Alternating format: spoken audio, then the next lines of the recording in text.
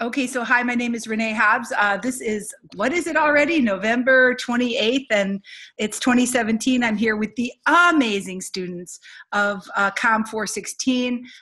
You guys totally blew me away today by your great participation in the US-German dialogue. And I thought the best way for us to really begin the class is to invite those of you who were able to participate to describe a little bit about what you learned, what you noticed, what you liked, and maybe even what you disliked, or how we could improve it again if we were to do something like this in the future. So who would like to start by giving us the who, what, where, when, and why? What did we do today, and how did it go, and what happened? Because not everybody in this class was able to participate, so we need a little journalistic backstory. Kristen? Yeah, so we met with some lovely German students. Personally, the experience was awesome. My one thing, I would have said more time because the discussion was just so great. I felt like we were cut short a little bit, but it was great to really analyze both German and American propaganda and have those discussions. I think the context that they were able to provide, at least my small group, around the propaganda that we were comparing and contrasting was really helpful because they were giving, context that we just didn't think about at all.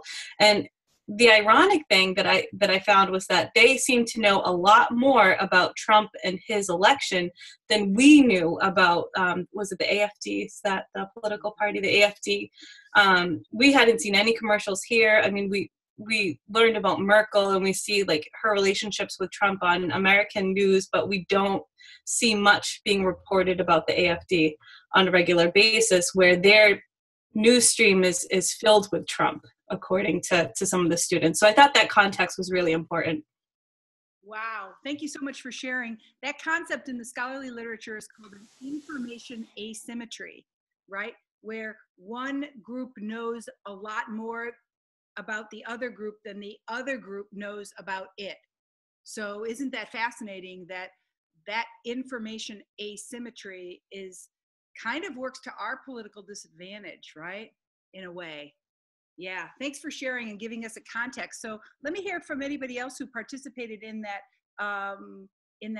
conversational dialogue. What did you like? What did you dislike? What did you learn? What did you know?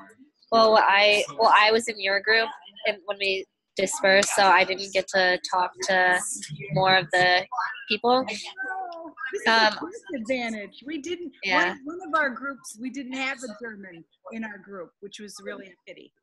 Yeah, but I liked having their opinion, especially when we were comparing and contrasting, because we were asking them questions about that campaign that was happening and what, especially the Oktoberfest.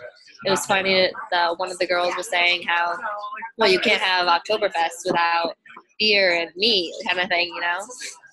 And so it was funny, and I was intrigued by their thoughts on Trump's video and how we all came together with our similarities and differences. But I had to miss the end because I had to go to class, which was disappointing, but I liked it. It was fun.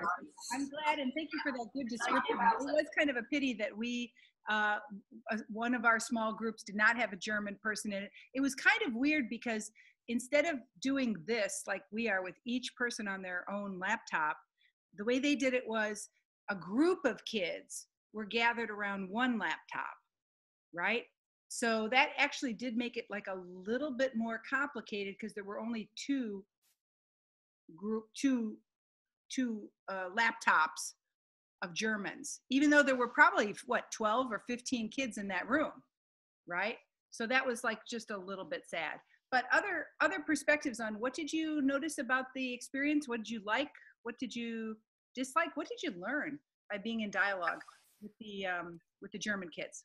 So I was in the group with Christian and his class, and I mean, at first what was difficult was there was like a technology problem where unless the laptop was facing him, I couldn't understand a word he was saying. So I felt bad, and it was evident that I was making like faces because they were like, oh, like, haha, like, she can't hear. But once we kind of figured out that he had to face the computer, like, we were all set. But it was really, I felt really bad because, like you said before, there's such an asymmetry from what we know and from what the rest of the world knows. So although we're taught history of, you know, like, Germany in the terms of the war because it involved us, a lot of our history only involves us and we're not taught much else.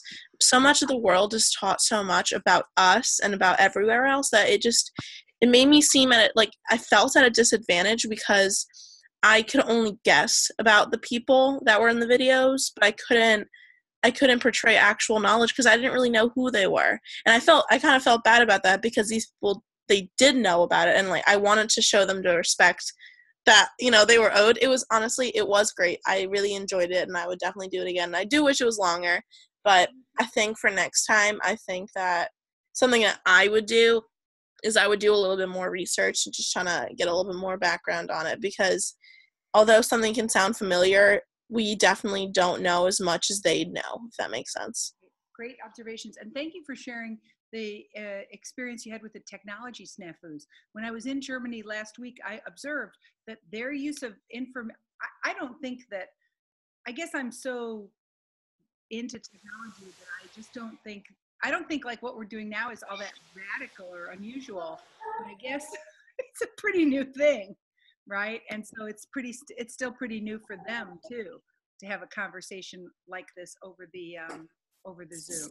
But let's see, Kelly, you were in Wenhua, you were also in the dialogue. Do you want to share some insights and takeaways that you got from the experience? Yes.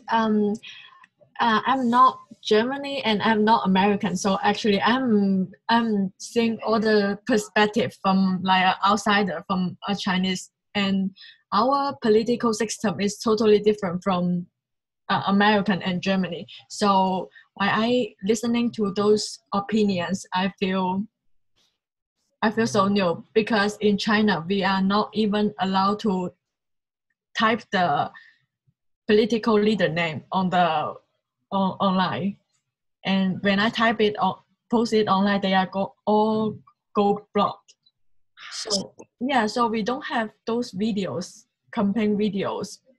So everything to me is really new.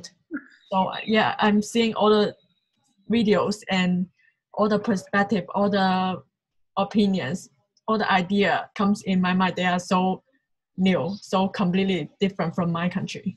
Oh, so fascinating. Thank you for sharing.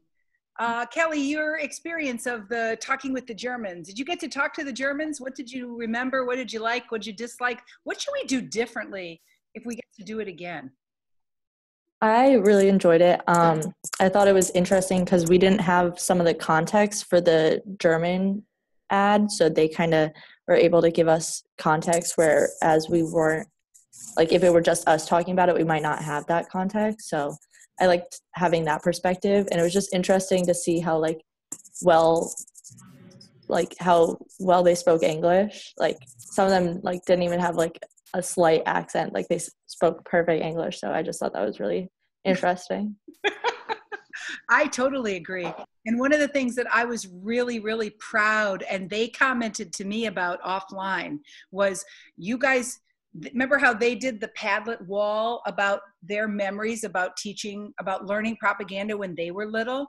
They were blown away by you. You did the same thing, right? You shared some memories of how you remember learning about propaganda. They were blown away by that. And I feel like, we don't fully understand how our early educational experiences with critical thinking and with asking questions affects how we learn to think of ourselves as citizens. And so they pointed out some things to me in your Padlet Wall comments that they were amazed. And I thought, oh yeah, see, we took that for granted, right? So all in all, I felt like you represented the University of Rhode Island super well. You represented the class well. I feel like we all learned a lot. And I think what we're probably going to do is try to figure out, besides talking about politics, what other conversations could we have about propaganda? Maybe about propaganda in movies, or maybe about propaganda in music, right? Or in music videos. So next semester we may experiment by tackling topics that even go beyond politics. So I was so proud of your great contributions here. Okay, so here's the class page for today. We've done number 1 because we've talked about our reflections on interactions with the German students. Here's what I'd like to do next. I would like to break up into 3 small groups. Okay, if you're in group 1, I'd like you to watch the first 3 minutes of RT ordered to register as foreign agent. Group 1, you watch video 1. Group 2, if you're in breakout room 2, I'd like you to watch media coverage of Turkey's referendum. And if you're in group 3, I'd like you to watch China's government propaganda before the 19th Congress. So we're not going to watch the whole thing. These are like 10-minute videos, right? We're going to watch the first 3 minutes because we're trying to address this question today. What are the key features of global propaganda in these countries, right? These are our 3 focus countries for today's class. Okay, so I'll have you all watch the video together. Then I'll have you chat about some of the key things you learned in just the first 3 minutes. And then I'll ask you to come back and we'll have a group discussion.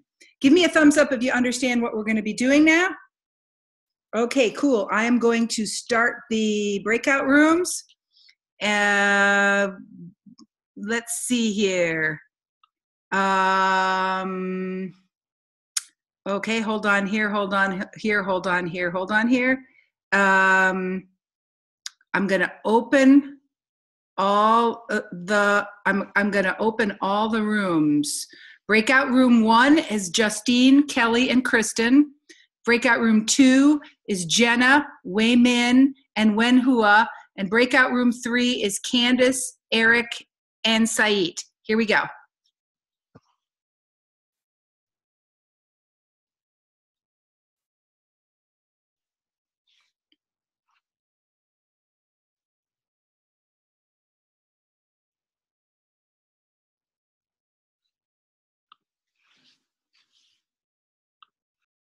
Yes. Yeah, so the first 3 minutes we are going to watching the Turkey video. So okay, so I'm going to watch it. Yeah. Individually. I'm gonna like mute my mute myself so that you guys can hear your video without hearing me playing it. Okay, so yeah, It's probably a good idea.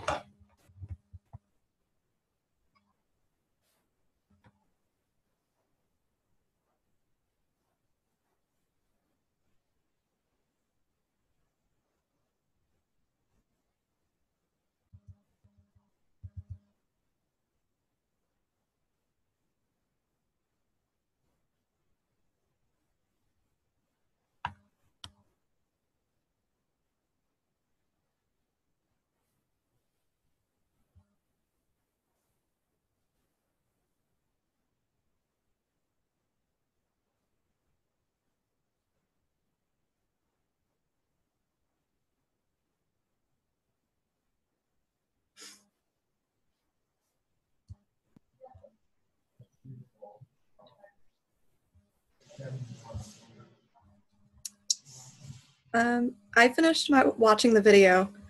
I'm not sure if he's finished. I'm finished. Okay. I don't know if he's gonna.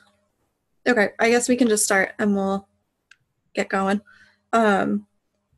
So I think what was really shocking is that they have shut down, I think they said 170 media outlets, and they're the leading jailer of journalists in the world. That's beyond crazy. And I think when it comes to the referendum, they asked like a rhetorical question that really summed it up well. And that is that, like, you can't have an election, or you can't ask a question if you're not presented with all of the options, or if you're not educated on all of the options that you have. So if people are just flooded with the president Erdogan and like his ideas, then how are they going to vote otherwise, because they don't know anything else? I think that seems to capture a lot of the big ideas in that opening 3 minutes. One of the things they talked about was the imbalance of media coverage, right? So that, you know, Erdogan, the coverage makes it really hard to have a critical perspective be offered, right? And so it really does make you wonder about whether, like, is the vote even a legitimate vote? Right? Because if you don't have access to a full range of information, then the vote seems to be kind of, I don't know, a show or pointless or not really the real concept behind democracy. Yeah, I think it's like, it's kind of one story if people are presented more often with something. Like, say, for example, I just happened to see more Donald Trump commercials on TV when I was watching it. That's one thing. But it's a whole other thing that this president specifically is shutting down the news outlets that would present people with other opinions. So it's just not fair whatsoever. Yeah. So this is really almost the first time in the whole semester that the topic of censorship becomes relevant to our discussion of propaganda, right? So we haven't really talked a whole lot about censorship so far this term, but when it comes to Turkey, the topic of censorship does seem to be a form of propaganda, shaping political opinions by simply not permitting some information and some points of view to be expressed. Yeah, cool. What did you notice about the kind of, talk to me about your feelings about the reporter, about the reporting, and about the way the thing was packaged. What did you notice about that? Was this a credible or not credible piece of video, in your opinion? I have never really done anything with Al Jazeera. Like, I don't really know much about it to begin with, but it seemed pretty credible. I would say that, like, they took a pretty, like, you could tell that they have their opinion on things. I think that all news outlets have that, but, like, you could tell that they were looking at everything through a very negative light. So it wasn't as biased or as unbiased as it should have been, maybe. Yeah, so maybe it was kind of hard to imagine that they were going to give a pro-Erdogan point of view on this show. Yeah. Perhaps. Maybe. So like you said, it seemed like it might have had a point of view, but it also seemed pretty authoritative, right? Like, it gave facts, it gave information. Yeah. And it was kind of highly produced too, right? Like, it was attractive. Yeah. That's what I was going to say. It like looked nice. Yeah. I love that opening sequence where you see all the, I don't know, like the nodes of the network, and then you're hearing stuff, and the way they previewed the other segments that would be coming. So to me, it looks like a news show. Yeah. Right? So that makes it seem more credible. Okay, so we have something to say, right? I'm going to go back to the breakout rooms. We're going to close the rooms and go back and see what people say when we compare all three of these videos. Let's see what happens.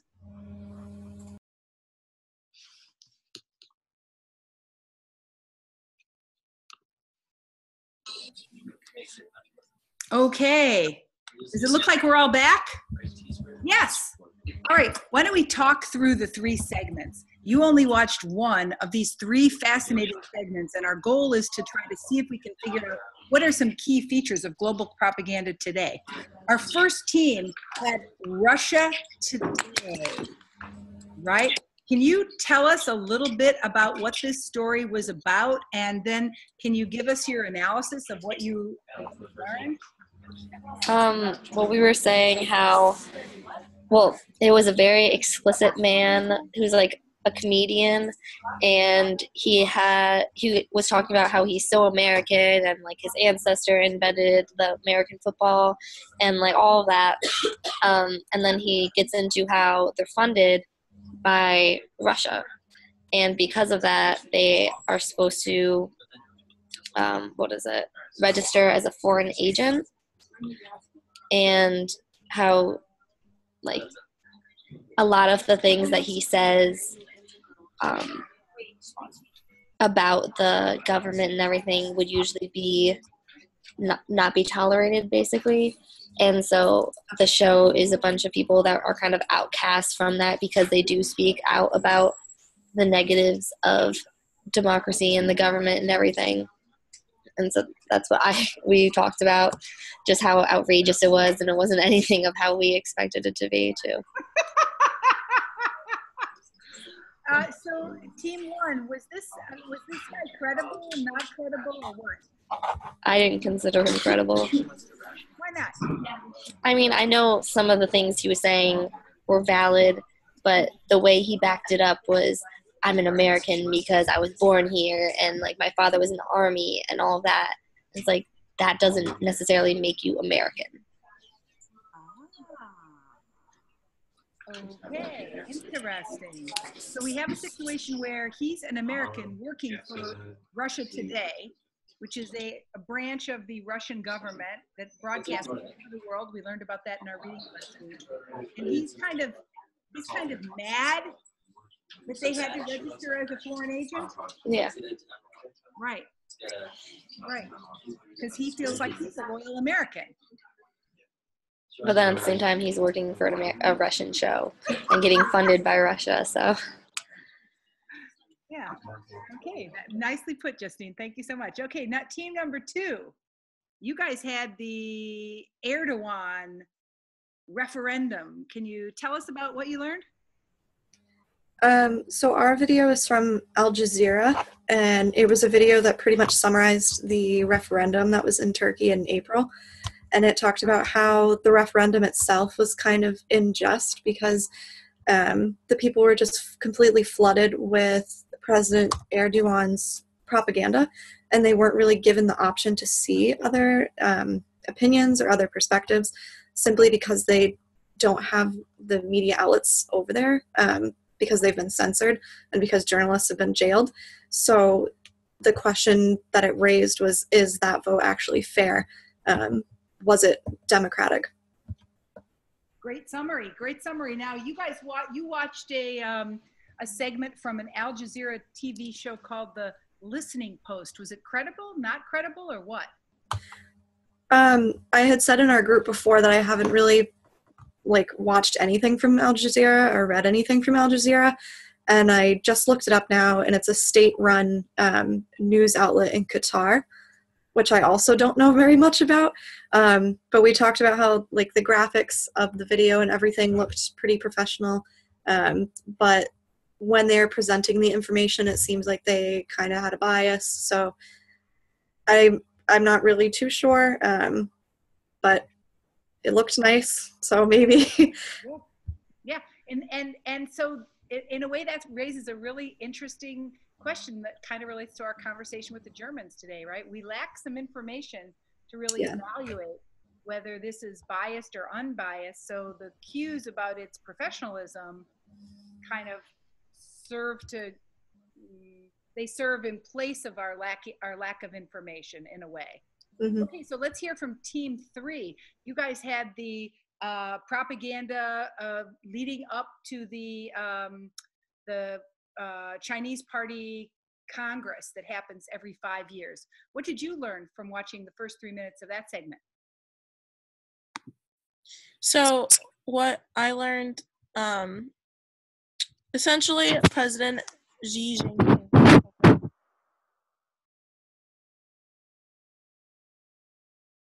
Uh-oh, Candace, what happened? Can you hear me? Now I think we can. So he has complete control over the media, more so than ever before, which is saying a lot because there has always been such a strict control over all media. Essentially, one of the things that he is doing, he has like a propaganda machine that it also makes sure, like, it shapes conversation of social media.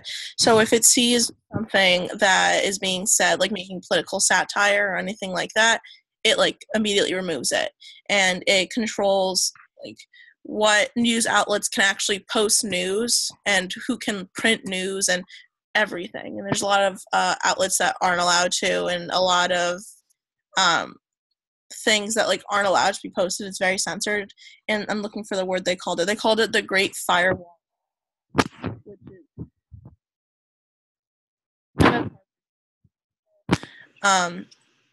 Like they don't have any opinions. They're not allowed to. Wow. So the piece that you watched in group 3, was it credible, not credible, or what? I mean, it was a 10-minute video, so I didn't get all the way.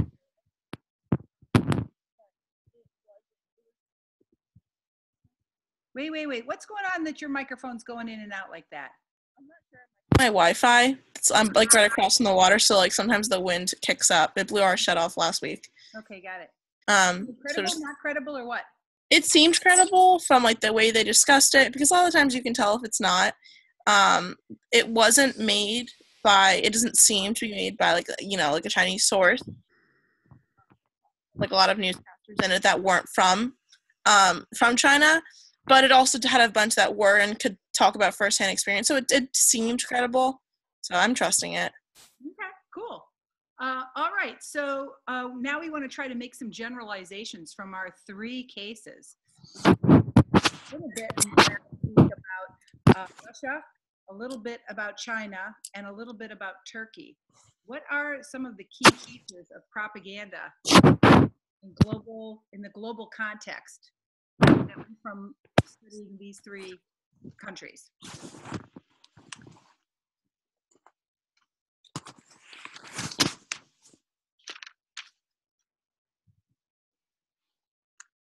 I don't know. It seems like the Russian propaganda, I guess the Russian propaganda, it seems like it's trying to undermine U.S. democracy in a way, so it's very politically focused.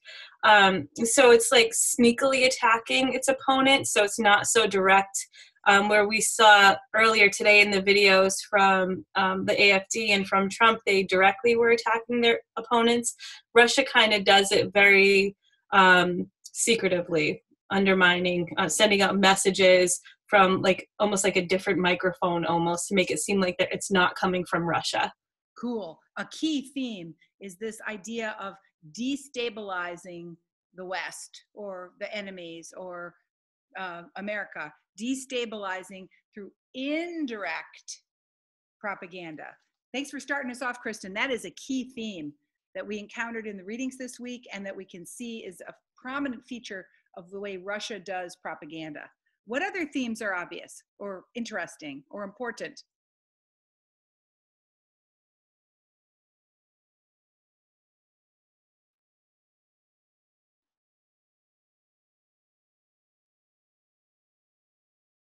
In the case of Turkey and in the case of China, what patterns are noticeable? I think complete silence is definitely a noticeable pattern.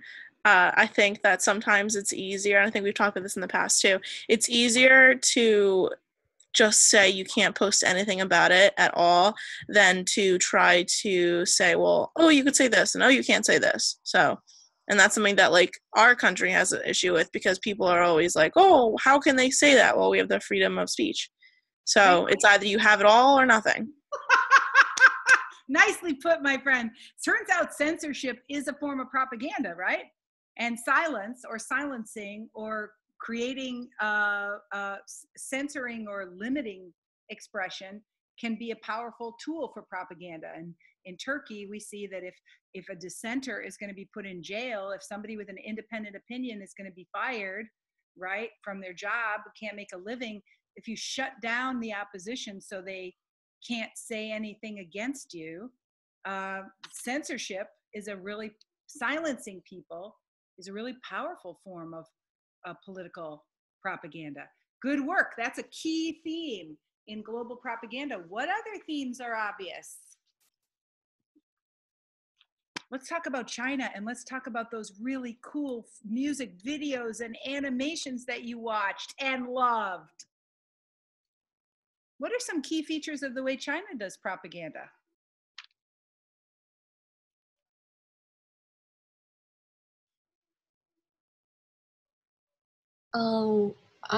When I was reading about Nazi propaganda, I noticed they educate young children propaganda.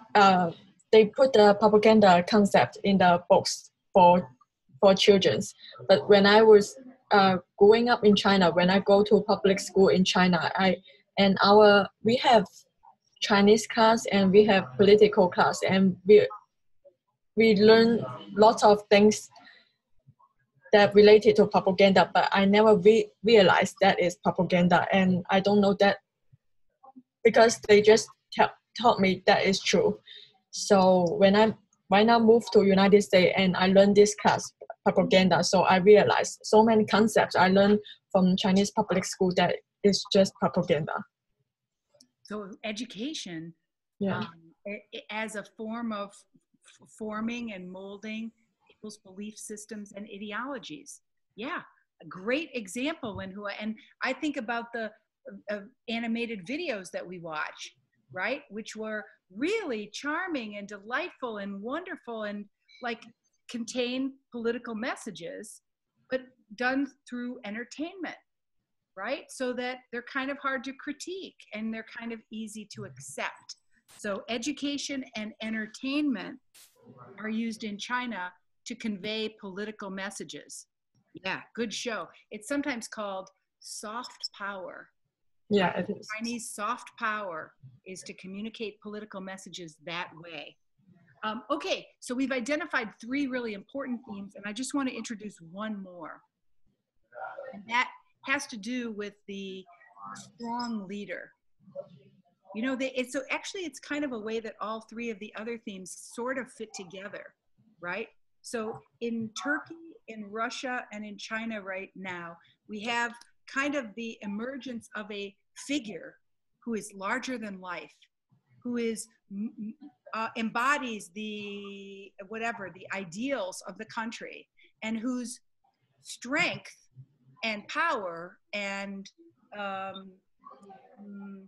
single voice provides maybe a comfort so that people can follow, right? So this idea of the rise of an authoritarian leader, right? One who people who are attracted to because of his power, because of his strength, right? That's a feature of the propaganda system in all 3 of these countries right now, right? Xi Jinping is in his 2nd term, and his power is bigger than it ever was before.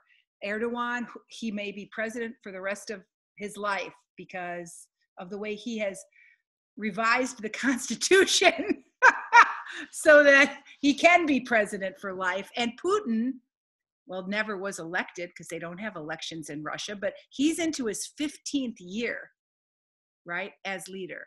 And so the rise of authoritarian leadership also intersects with our understanding of contemporary propaganda.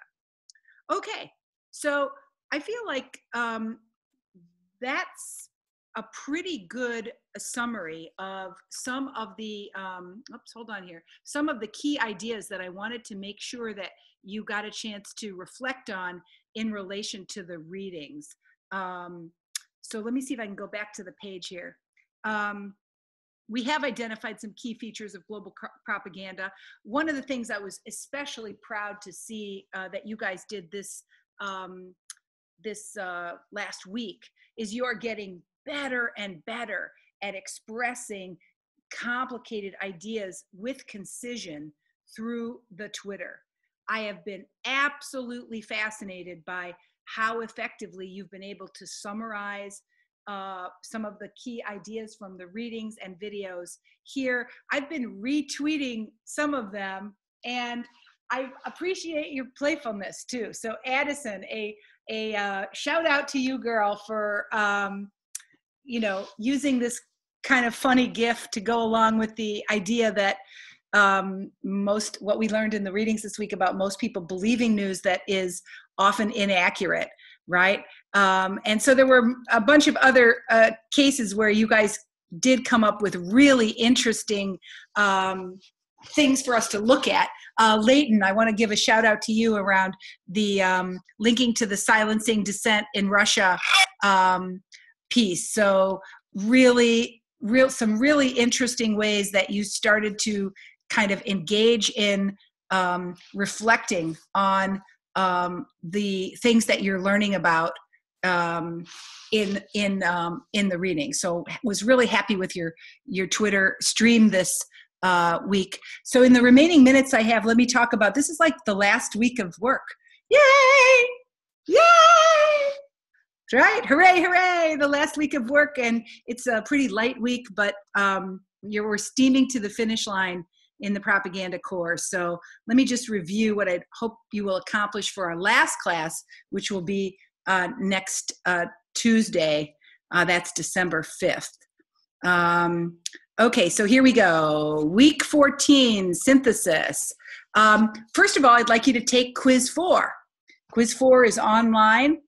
Okay, this time you have a full week to contribute to it, because I'm really wanting everybody to do well on this quiz, and because this quiz covers weeks 12 and 13 of the course, just so you know. So there are 5 questions. It's not too difficult. I definitely want you to get that done in the next 7 days. The quiz is worth 50 points. I'd like you to watch this really interesting video called How to Read Signs in the News. This is a short animation done by Al Jazeera about reading and critically analyzing propaganda that we might find in the news media. So I don't want you to, basically I want you to watch that, and then I'm actually going to ask you to watch all 3 of the videos that we just watched, that we just touched on today. RT ordered to register as a foreign agent, which is a comedy show. Media coverage of Turkey's referendum, which comes from the Listening Post at Al Jazeera, and Chinese government propaganda before the 19th Congress. So what I'd like you to do is, now if you watch all 3 shows, it's like about 30 minutes of viewing, 3 10-minute episodes, you'll actually be able to deepen your reflection on some of the ideas that we introduced briefly today. You're going to attend the live synchronous class on December 5th, I hope, because I wanted to give you a special reason for doing so. That is, one of my traditions as a instructor is that I offer a cartoon that summarizes the entire class. So next Tuesday, I'll share with you it's like a visual representation of all the ideas in the class, and that might be useful to you. It's a cartoon, right? But it's my way of trying to put into perspective, like, what did I learn from teaching this class, and what do I think the key ideas were? And that may be helpful to you as you steam forward toward your Leap 4. Your Leap 4 is due on Friday, December 8th at 12 midnight. It's a pretty ambitious and a complex task. You have to put together the pieces of insight that you got from Ryan Holiday, from Edward Bernays, from the State of Deception, Nazi Propaganda, and from all of the rest of the course, and try to express it using 2 forms of media. And you have to post that up on your website by the deadline. If you have questions about that assignment, Leap 4, your best way to ask those questions is to tweet me a question. because I'm on Twitter like all the time, right? Now, it's certainly the case that some of you have been sending me emails saying, okay, I got it. I see my grades for the reading quizzes, and I see my grades for the LEAPs. Raise your thumb if you got your LEAP 3 feedback today in an email. Glad to see it. So you've gotten your grades for LEAP 1, LEAP 2, LEAP 3. LEAP 4 is not due till December 8th. But some of you are asking about this. And one of the things I want to give you a warning about is don't get too freaked out about the numbers that are currently up there in the PathRight. We've been experimenting with PathRight for the first time this semester, and we see how those numbers can be scary, right? So Saeed and I are going to go through the whole PathRight, and we're going to double and triple check those numbers. We're going to make sure that you got points for stuff you didn't get points for stuff you didn't do, and really don't be fooled by whatever numbers are up there right now. You know what you did. At this point, there's not a whole lot left of class participation to account for, but we just didn't want you to panic about those numbers, because those numbers, for lots of complicated reasons, don't completely reflect your class participation. So we'll give you a holistic summary of the quality of your class participation at the end of the semester. It'll be based partly on those numbers, but partly on like the quality of the work that you did.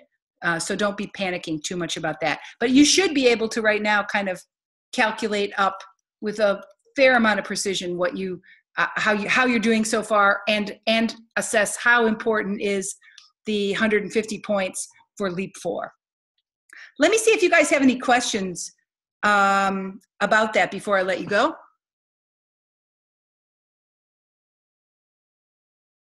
Yeah. Okay. So listen, in my opinion, you're probably the most, at the end of the semester like this, you're probably more well-informed about the topic of propaganda than 99% of the people in the whole state of Rhode Island. And I am not kidding about that, right? You think about it, you have learned a lot. So just think about it.